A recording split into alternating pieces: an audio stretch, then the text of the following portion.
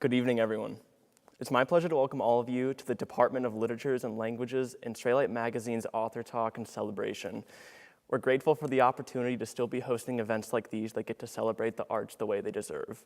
Tonight, we're fortunate enough to have author Peng Shepherd joining us. Peng Shepherd's first novel, The Book of M, won the 2019 Newcomb Institute for Literary Arts Award for debut speculative fiction and was chosen as a Best Book of the Year award by Amazon, Elle, Refinery 29, and many more.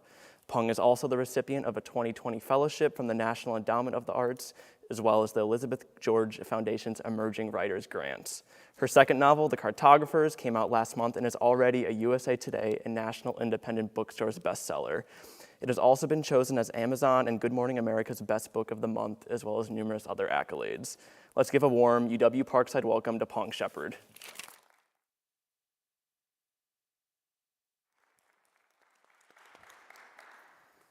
Well, thank you so much for joining us today, Peng. It's so nice to have you here. Thank you for having me. Yeah. It's nice that you're here to help us celebrate, specifically because us doing events like this is we're celebrating the 10th anniversary of the RITA and its construction. And so part of that celebration is remembering, things of the past and how the RITA was before that construction. And so the Book of M specifically is all about memory and remembering. And so what kind of attracted you to the topic of memory? And can you talk about how memory connects all of us? Yes. So when I was writing the Book of M, I was really interested in writing a book about identity and, like, what does it mean to be who you are? What makes you you? And when I, starting on the draft, I realized that it's really, for me, it feels like memory is really what makes you you. You can't, it tells you, like what's important to you, what you stand for, and sort of where you came from. And if you don't know where you came from, then you don't really know where you're going. And so that was how I chose to write about memory, write about identity, was through memory. And I think that really applies here to the RITA too, because if you, it's only in remembering where you've come from and what came before can you know what's important to you and where you're going. And this building is so beautiful.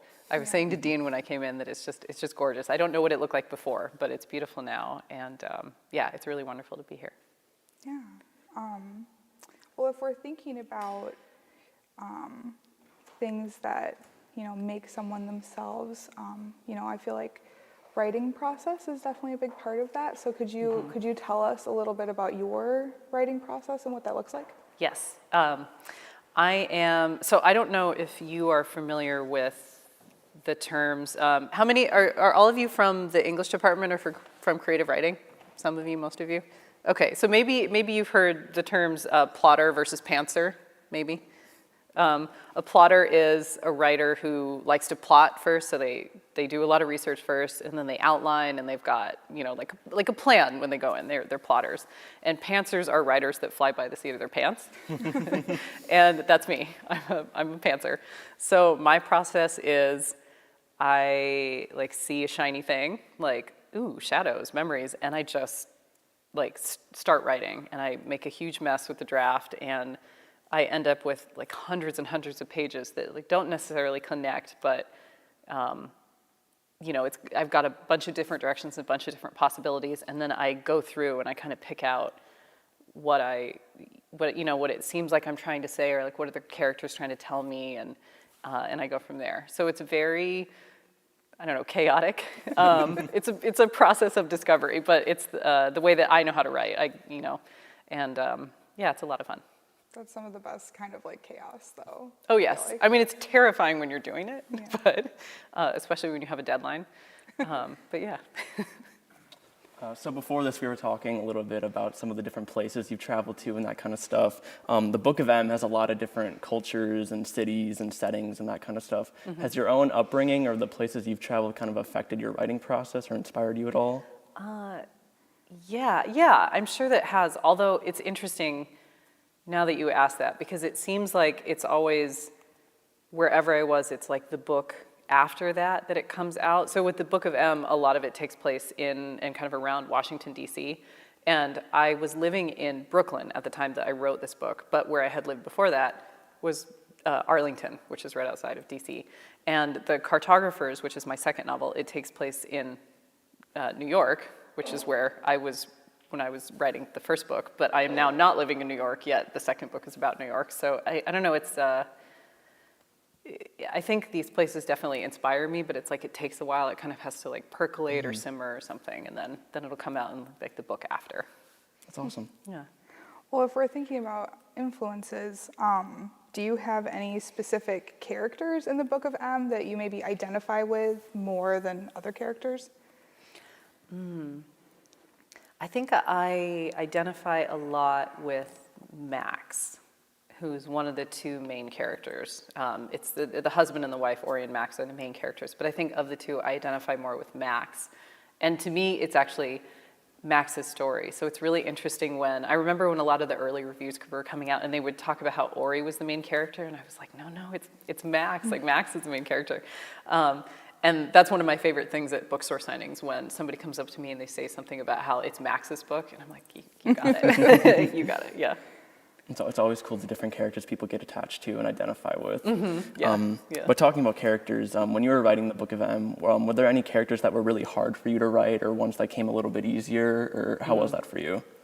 I think the one that came the easiest was the amnesiac, because he was the last one that I wrote, and so the story was really largely in place except for him. And then, without spoiling anything, he kind of ends up with this mysterious power that helps at the end of the book. And so that made him really easy to write because he was so important. And I think the hardest character to write was probably Naz, because she spends so much of the apocalypse alone. Yeah. And it's really, to me, it was really powerful to write about her because she is so alone and so desperate for a lot of it, but it's also narratively, it's really hard to be dramatic when there's only one person, in the scene. Right. So that was difficult. It was a challenge to make her as compelling as everybody else. So how did you even come up with the idea that shadows contain memories? So it crept up on me slowly. It came out of the chaos draft because I didn't know at first. The idea I had was, wouldn't it be cool if people's shadows started disappearing? And that was all I had, and so I just started writing with that, and I figured I would, discover like the rest along the way. And when I got partway into the draft, I realized, okay, it's really cool that people's shadows are disappearing, but it can't be just that. Like, that's not worth enough. It has to cost something. It has to mean something that your shadow disappeared. Like there has to be a reason for it to be like emotionally important that you're losing your shadow. And so I started thinking about the way that shadows might relate to identity, and memory kind of seemed like the same thing to me, because they're both things that you don't think about them kind of in a day-to-day basis. You don't really think about your shadow, and you don't really think about your memories as a concept, but if you lost either one, you would kind of be a different person in some way. So they felt like thematically connected, even though they're not literally connected. That makes sense. Yeah. So I know you're not a stranger to having fantastical or supernatural stuff in your work. So the Book of M is really interesting because it has all this fantastical stuff going on, but also it's very gritty and very dark at the same time. So what was it like kind of having this magic, writing magic into a story that's very gritty at the same time too? It was a lot of fun. And I think there was no way that I couldn't have done it. Because my favorite genre is science fiction and fantasy, and so I just sort of feel like whatever I write, even if it's really gritty and realistic, like parts of this book, the weird stuff is still going to creep in, And it just felt. Also, apocalypses are so weird. Pandemics are really weird. They're so weird. The whole world grinds to a halt. Everything changes about everything. And the same thing happens in an apocalypse. And so it kind of seemed like, even though some of the stuff that happens in the book is so fantastical, the world is already so weird and kind of fantastical when everything changes like that, it still seemed to make sense, even though one is magical and one is very realistic. It's just like playing up the stuff that's already there. Kind of, yeah. It's one of my favorite things that I've heard, I think it's Lev Grossman, actually, the author of The Magicians. He was talking about how fantasy as a genre is all about, it's still about really realistic stuff. And it's about how you're taking something very real, like a theme or a situation, and you're just making, like the fantastic part is really just making whatever you're trying to talk about very literal, you know? And I feel like that's what, that's just my favorite thing about the genre, is that you are taking something, and by making it seem more magical or more strange, you're actually just making whatever you're talking about like even more literal and direct. Yeah. Yeah. So, I mean, we can't avoid the very obvious pandemic that we've all, you know, had to live through at this point. And so, you know, your book, I mean, has its own pandemic. Like, that's really what kind of goes on in there. And so, what is it like for you thinking back on, you know, your writing process of like actually having written about a pandemic and then living through one, and now that we're starting to see an end in sight to it, how does that feel, all of that? Yeah, it's been really, really strange. I started writing this, I think, in 2015 or 16, so years before we knew that COVID was going to be a thing. And I remember one of the things, I was trying to think of, so I remember when I was writing it, I thought, okay, nobody in this book is a scientist or any kind of no one's in the military, no one would know what to do if something like everybody loses their shadows and the world plunges into chaos. No one in the book would know what to do. And so I tried to make them do what I thought were really kind of like ridiculous or hysterical or like nonsensical things, like buy 40 bottles of shampoo and hoard them in their apartments. And then a couple of years later, we had the toilet paper crisis of 2020. And it was like, it was almost those things. It was the little moments of the pandemic that felt the most eerie, I think, because when the big things happen, you know, when they, I don't know, when they shut down schools or when they closed all of our offices and we all had to go home, that felt, I mean, it was scary and it was huge, but it felt really like you could have guessed it was coming, but it was a lot of the little stuff that I started to see mirrored in the book, that was the most eerie. Yeah. That's so interesting, honestly. I know it's been a while since the Book of M debuted, and your newest novel, The Cartographers, came out last month. Mm-hmm. So was there anything that you kind of learned from the process of writing this and publishing this that helped you out, or that you learned for The Cartographers?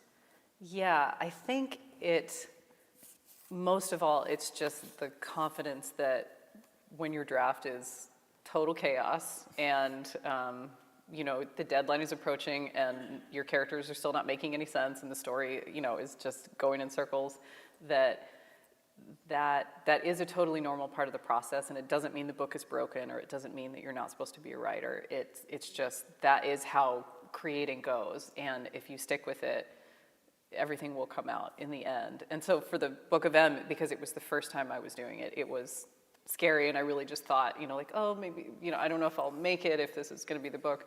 And so then when it started happening with the Cartographers, I was like, okay, we've been here before, we know. Gone through all of this before and got to trust myself this time. Yeah. So with us being in a university here, I know some of the professors have taught some of your work here. How do you feel about your work being taught in like a university level or even like a high school level? I mean, it's such an honor. I think it's always really neat to hear. I was asking Dean earlier, actually, if he had been teaching it in a creative writing context, like a craft context, or in a literature context. And he told me literature context. And I kind of would just love to sit in on a class and hear, you know, what you're saying, because I feel like you probably just make me sound so smart. You know, he's like, oh, the symbols and the themes. And I'm like, that's exactly what I meant when I was doing, yes. Yeah, so it's such an honor. That was my intention the whole time, Exactly. is that everyone, Yeah. everyone knows like that. Yeah. So then thinking about the Book of M, and it's really gained a lot of traction in the years that it's been out, and so I've heard about it potentially becoming a TV show. Mm-hmm. So is there anything that maybe you could share with us about that? Yeah, I can talk in generalities, I guess, because they're really, it's so funny how secretive the TV industry is. They won't let me say anything about like who the director is or who the writer is, or who like owns it. But we are, things slowed down a lot because of the pandemic. But they're now, every production's back up and running, and we're in the process of trying to write the pilot script right now. So hopefully, I think the next step is if the executives of the studio like the pilot script, then they start trying to cast it and film it, and then we just, you know, yeah. That's so exciting. Yeah. Well, hopefully we get It's to see exciting. it sometime soon. I would love that, yeah, that would be neat. So we were kind of talking about this earlier about the post-apocalyptic setting of the Book of M, and I know your newest work, The Cartographers, is very different from that. So when you were writing this, what drew you to the post-apocalyptic setting? I think it was actually that because it was my first book, I was really, I don't know if this will make sense, but I was really scared of trying to set it in the real world because there's all these rules that come with setting something in the real world. You know, if you set something in real world Brooklyn, people have been to real world Brooklyn and they know what it looks like and they know how it works and, you know, they know what the vibe feels like. And with this one, because it was my first one, I was really nervous about trying to create a setting that people would recognize. And so I thought, I don't know, what if I just destroy the world? Then I can just make it whatever I want. Total freedom. Yeah. And so that's what I did. I just, halfway through the draft, I just thought, okay, what if I just, and so then I destroyed the world. And it ended up working really well for the story, I think. So it was an experiment that ended up, I think, getting me closer to the truth of the story. And so I went with it. But it was mostly just, it was one of those pantser decisions. Just one doubt, just blow it all up. Let the chaos run. Yep. So, did it always have as many narrators as it had? Like when you were first kind of thinking about this book and like when it was in your chaos draft and did it have as many narrators as it has now always? It always had two. It always had Ori and Max. And then I don't really remember how it happened, but all of a sudden Naz came in there and she started talking and she started having these chapters. And at first I was like, no, that's complicating things. I wanted this to be a husband and a wife alternating back and forth, but she just wouldn't go away, I guess. You know, like she insisted on being there, and so I let her stay, and then that opened up trying to find the amnesiac because I thought I need it to be balanced in some way. Did that get kind of hard to like keep track of at times, or? I used them, so the way, I didn't write it in order like, you know, one Ori, one Max, one Naz, one amnesiac. I would write one of them for several chapters in a row until I got stuck, and then I would jump to a different one and keep going. And so they didn't, because they were helping each other out, you know, and they were helping me out when I would get stuck and I could move to another one. So I didn't really, I don't know, I didn't have to like plan them or keep track because they just felt like they were all talking to each other. Right. Yeah. While we're talking about there's a lot of different narrators, but you also jump back and forth between pre-apocalypse and mid-apocalypse and different time frames. So was it ever hard for you to kind of like keep track of all the different times and flashbacks that were going on while you were writing it? I think it really didn't feel like it because it was all part of the same story, you know, and I also didn't write the time in order either. I didn't write all the beginning stuff and then 2 years later. I would write in part of it, like, you know, 2 years after the apocalypse. And then when I would get stuck, because I would reach a point where I didn't know why a character wanted to do something or why they were the way they were, or they were so afraid of something. And so that would make me jump back into the past to figure out why they were acting like that. And so it just felt like both timelines were kind of in conversation with each other. And so because I was developing them both at the same time, I didn't really have to keep track because they were just growing together and like talking to each other. So was it always going to end the way that it does? Or did you have like alternate endings that you almost went with instead? No. In fact, the end was the first thing I thought of, which kind of makes no sense to me because I didn't know anything that happened in the middle. And I barely even knew the beginning, but it was like as soon as I thought of shadows disappearing and I was gonna write a book where a husband and wife get separated amid this really weird pandemic where everyone's shadows are disappearing, I just immediately got the end. And I was so sure about it, even though I was so unsure about everything else in the book at that point. I knew that that was the end I was aiming for, and I actually wrote the end. I probably only had 5 pages of the book, and then I wrote the end, and then it just didn't change until, yeah. That's how strong it was, even amidst all the chaos. Yeah, it was very strange, yeah. But I think it also gave me the confidence to keep writing because I felt so strongly that that was the end that I was aiming for, and that it could be really like emotional and powerful, that I just thought, I just have to get there somehow. And if I could get there, then the book will be something. I feel like that's not necessarily uncommon to do that either, though. Like, I feel like I know that I personally in my own writing have done that, where it's like it's been a specific thought, and then you just have to, you build everything else around that thought. Yeah, So. yeah. It's like having kind of like having a map. Yeah. Even if you don't know the route you're going to take to get there, you have the map. I don't understand. I have some writer friends who will say, like, oh, I just started this cool new thing, and I'll ask them how it's going to end. They say, oh, I don't know yet. Like, what are you aiming for then? How do you know? So we've been talking about the Book of M, but you recently, last month, came out with your new novel, The Cartographers. Yeah. So is there anything you would want to tell us about your new work or share with us? Sure, yeah. Well, it's very different. It still has fantastical elements in it, but if the Book of M is a post-apocalyptic or a fantasy, I would say The Cartographers is much more of a kind of a classic mystery. It's a story about map making and family secrets, kind of. And it follows a woman named Nell. She's a young scholar, and she discovers after the death of her brilliant but estranged father that a seemingly worthless map hidden in his things actually contains this deadly secret. And so she sets out to uncover both what the map and her father have been hiding for decades. That's awesome. Would you? I know we were talking earlier about a reading. Yeah. Could you do a reading for us? Yes, from your I newest can. one? Thank you. Do a very short one. So I'm going to read something from the beginning of the book. I think the only thing you need to know, and it's not a spoiler because I just told you that her father dies, but it's like the first 20 pages in. Her father dies, and she is called to.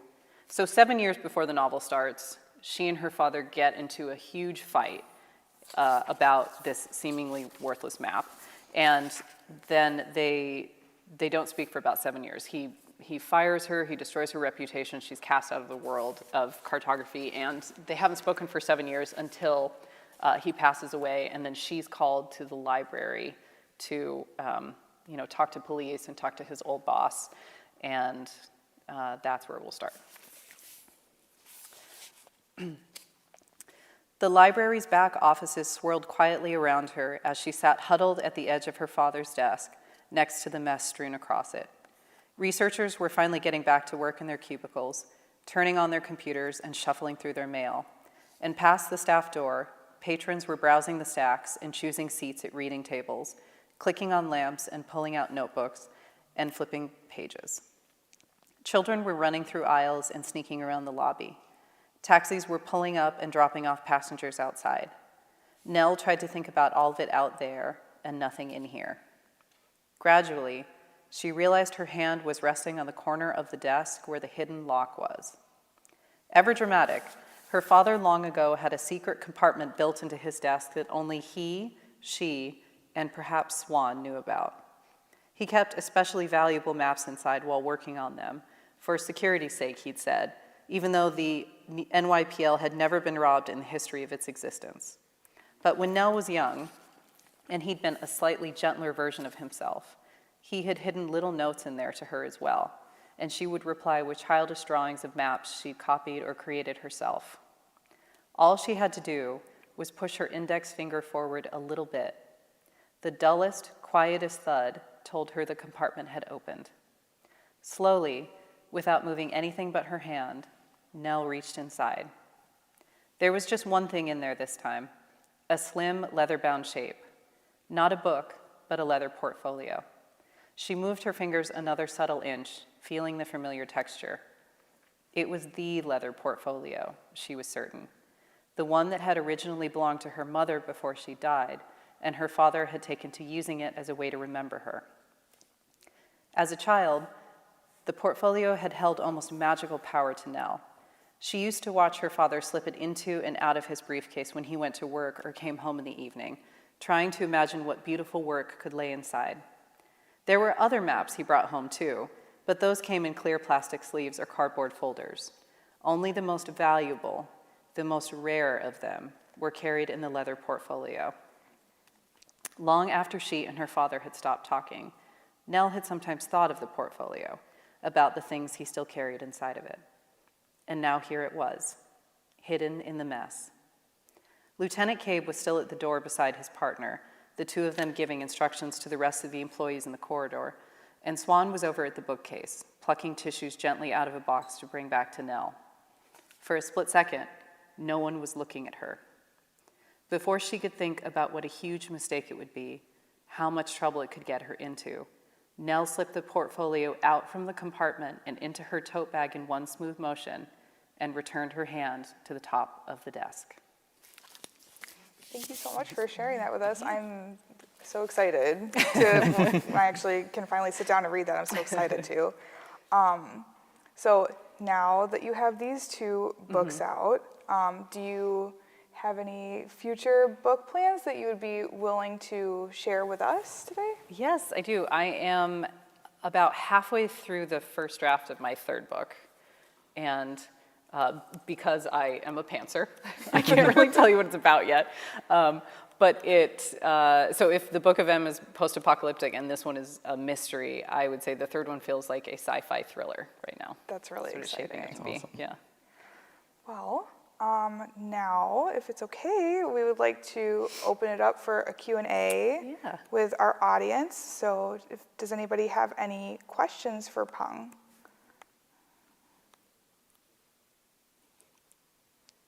I think we have Right. a microphone. Yeah. Designated Q&A man. Golly gee. Do I have to turn it on? Yes.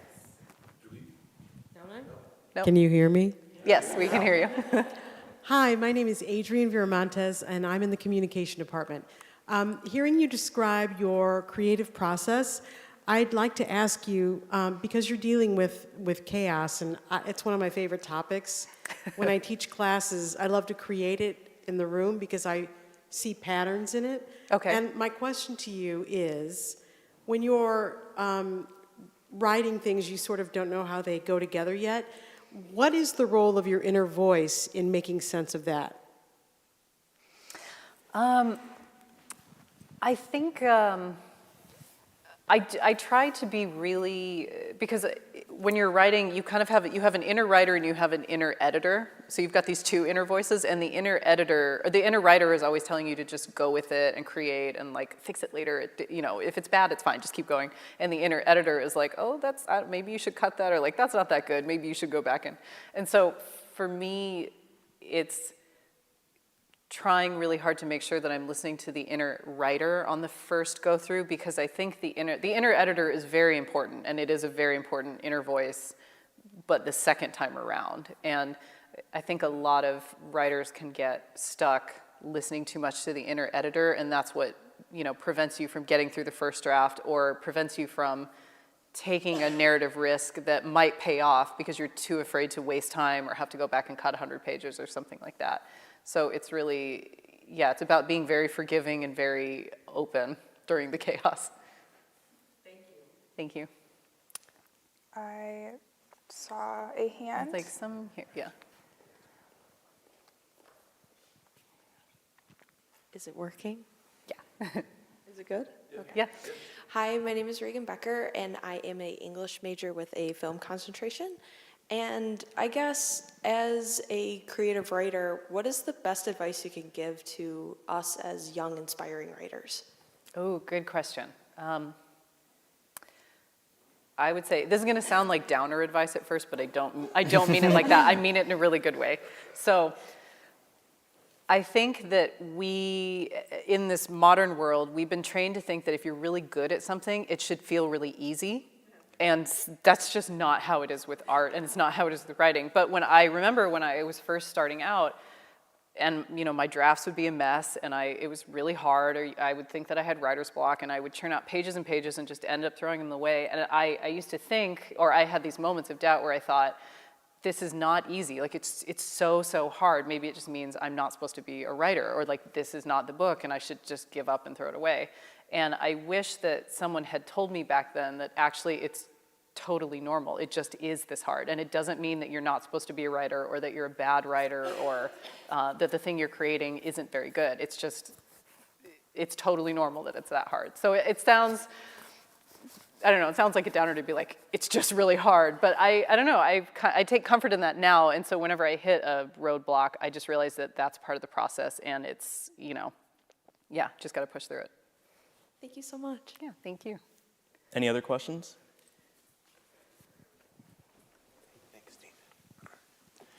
Hi, my name is Matt. I had a question for you about, we live in an age of distraction, and so I was kind of curious about how you deal with distraction and how you deal with, if you could offer us any suggestions about self-discipline and how to keep going without falling off task, if that makes sense, how you deal with that. Yeah, that's, it's hard.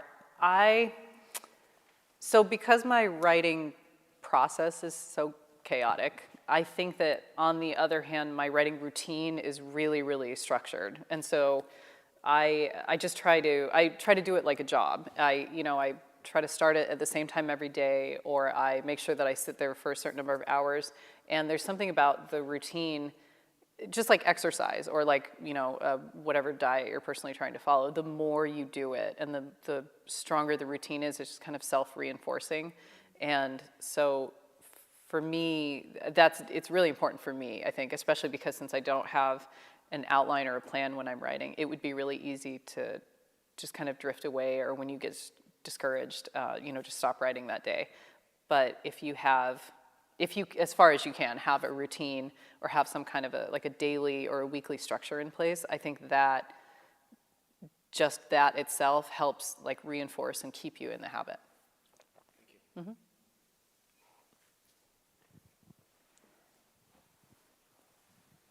Hi, my name is Kendra. So there's a pretty obvious connection between books and memories within the story. Mm-hmm. If people are losing their memories, can they also change the books because they misremember something about them? Or is it the books are more of a fixed, can't be changed sort of thing? Oh, that's a good question.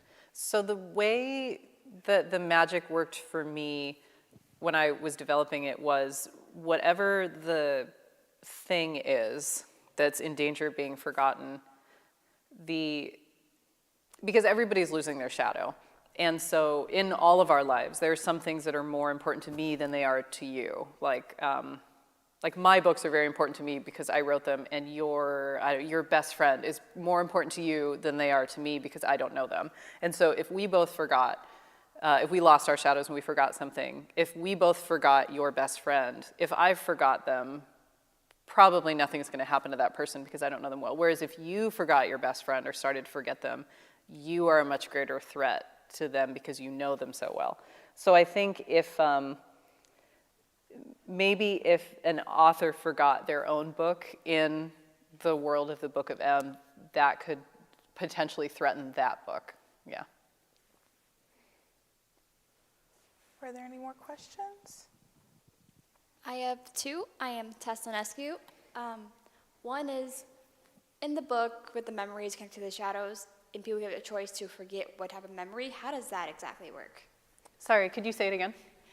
When people have the memories connected to their shadows and they're chosen to choose which memories to forget, how does that exactly work? How they, you mean in the moment when they're deciding like what to, so for me it's more that whatever they're trying to affect in the world by using their magic, they don't necessarily get to choose what they're forgetting. It's just the bigger of a thing that you were trying to do, the more it's going to cost you. And so if you were trying to create some kind of very big magical shift, you would know that you wouldn't know exactly what it was, but whatever memory you were going to lose would be a really, really big one. And if it was something smaller that you were trying to affect, you would forget a smaller thing.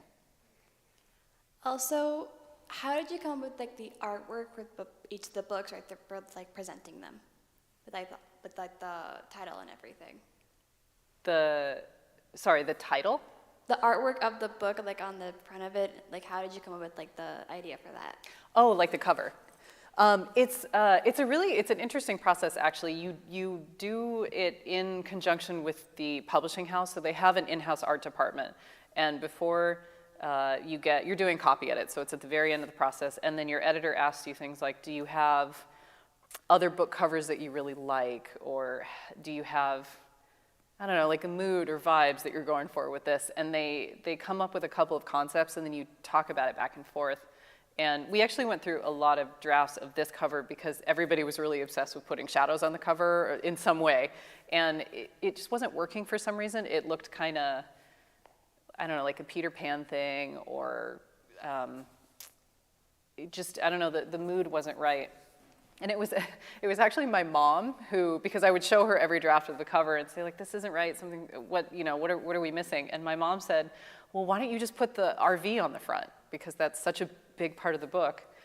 And I thought, well, okay, well, I'll suggest it. I thought, no one's gonna listen to me and my mom about it. But I emailed my editor and I said, why don't we just put the RV on the front? And then like 2 weeks later, the art department came back with that and we were like, it's perfect. So thanks, Mom. That's awesome. Yeah. Are there any more questions? So a lot of us teach literature, so I always like to ask, what are some of your favorite writers or books? And as somebody who teaches children's literature, I always like to ask, what was your favorite childhood, book? Oh, well, I think the books that really got me addicted to reading were Goosebumps. Do you remember those by R.L. Stine? I owned, I don't know, 400 of them or something. And that was really, and it's funny now because I really don't like reading horror, just terrifies me. I can't watch scary movies. I don't like reading horror books, but I was addicted to Goosebumps.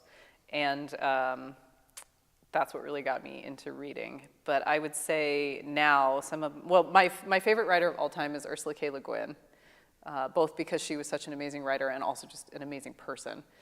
And I really like writers that skirt genre or they cross over in some way or they meld them. So writers like Jeff Vandermeer, Margaret Atwood, China Miéville, N.K. Jemisin, writers like that, I think.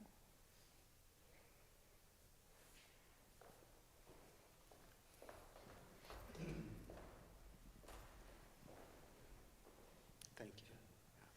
Hi, my name is Fred. I'm curious, I haven't read your books, unfortunately, but I would like to check them out, certainly. But I'm curious, and I don't know much about your background at all, but how have you been affected by your increased notoriety?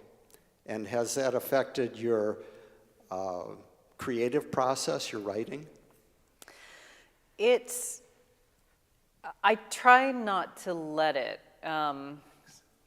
But it is a little, so when I think what's going to help me this time around is when the Book of M came out, because it was a debut, we didn't really know, I mean, you have no idea how a book's gonna do anyway. You really don't, because it's all just up to readers and how much they're loving it or not. But especially when it's your debut and nobody's ever heard of you and you have no audience or no readers because it's your first book.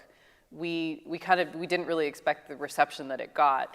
And that was a really interesting thing to try to do, to be talking about that book while I was trying to start this book, The Cartographers. And it was hard for me to hold both stories in my head at once.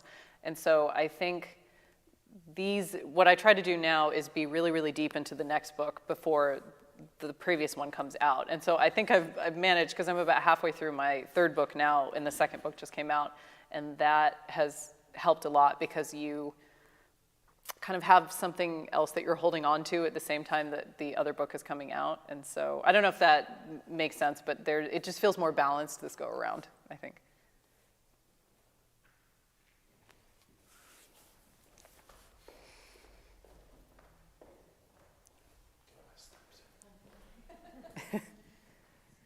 So I love hearing you describe yourself as a pantser. That's not something I've ever heard of before.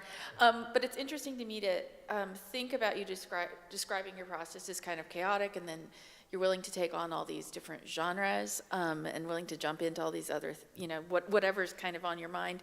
Would you say, though, that there are like some consistent driving questions that cross your projects? Because, I mean, I'm just thinking I do very different kind of writing, but sometimes I'll finish an article and think like, oh, this is a new article. Oh, no, it's the same article, but in a different, I mean, it's just kind of, it's the same set of questions in a way. Mm-hmm. Do you see that kind of crossing the different projects? I do, yeah. I think, especially now that I'm into the third book and I'm kind of seeing what it's shaping up to be about, it seems to me that I really like writing about love in some way, whether it's good love or, bad love or dangerous love, or love that kind of turns into obsession and goes the wrong way, and also choice and kind of identity, and like what are the costs of the choices that you make? Are they worth it? What are you giving up to make that choice? What are you getting in exchange? And it plays out in different ways. In the Book of M, it is all about choices that you're making about survival in an apocalypse, and in the Cartographers, it's choices about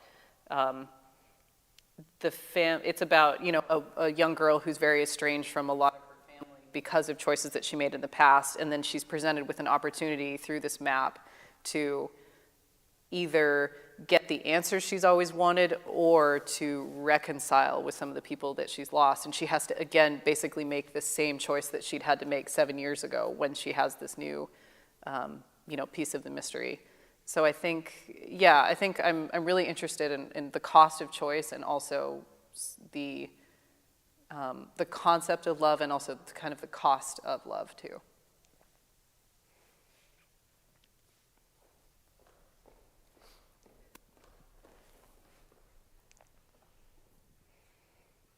Hi, my name is Sam. This might be kind of a big spoiler, so I guess close your ears if you haven't read it. But towards the end of the book, we learn that stealing the shadow of an object that you were close to during your life can help you regain your memories. So I was wondering, what object, I guess besides your books, do you think you could steal the shadow of if you had to regain your memory? That's a really good question. What would I steal?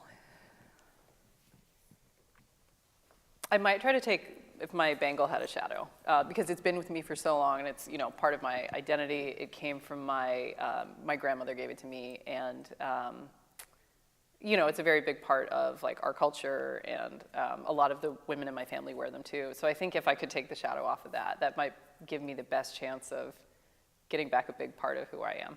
Yeah.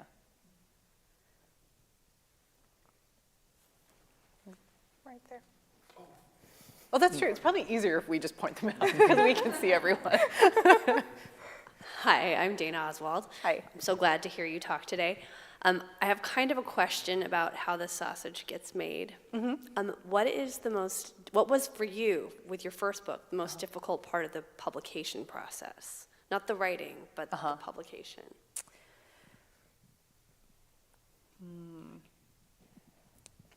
I think it was that's a good question. What was the hardest part of the publication process? I think actually it was that I didn't really know, because it was my first book, I didn't know any of the steps, and so it was, because you don't know anything, you don't even really know what you should ask, because you don't really know what you're missing. And then I wasn't really prepared because it takes a very long time. Production takes an incredibly long time, anywhere from 12 to, but with your debut, it's more like 18 to 24 months. And so, I sold the book in 2016, I think, and then it came out in mid-2018. And so for the longest time after you finish edits, just nothing happens for like things are happening on their end, but I didn't know that. And so you're just waiting and waiting for like 12, 18 months, and then all of a sudden it starts, and you start getting all of these emails about, can you do this interview? Can you go here? Can you write this essay? Can you, send these questions in? And so it just goes from 0 to 60 really quick. And that was also surprising. And I didn't really have a concept of like, okay, how long does this phase last? Is it like 1 week? Is it 2 months? Is it 6 months? Does it taper? You know, so it's been, I try to think of it in seasons now. So there's, you know, there's a drafting season and a revising season, and then there's a publicity season where I really don't do much writing at all because I'm just talking about the book and traveling. And that has helped a lot because now that I have more context about it, everything feels a lot more balanced. Mm-hmm. Anybody else? Okay, well, I just wanted to say thank you. It's been we started the talk process with Peng before the pandemic. So we've been waiting for like 2 years to have her come and talk with us. And I wanted to say thank you so much for taking the time and the trip to come to snowing Wisconsin in April to come and talk with us. So Yeah, no, I'm so glad that we could finally make it happen because it has been so long. Yeah. I also wanted to say that Peng will be here to sign copies of books if you have them. We do have extra copies, paperback copies of the Book of M that she's willing to sign. And if you want to take one, if you're interested in reading it, you can do that. And then the bookstore is here with copies of her new book, The Cartographers. If you've read the Book of M, all my students hopefully have. And you're interested in the next book, you can buy a copy of The Cartographers and have her sign it out there. She'll be out there for a few minutes, however long it takes. And then if you want, we're having a reception with some snacks and a cash bar in the art gallery right outside. All right. So thank you, Peng. Let's give her a warm round of applause. And she'll be here to talk to us a little more.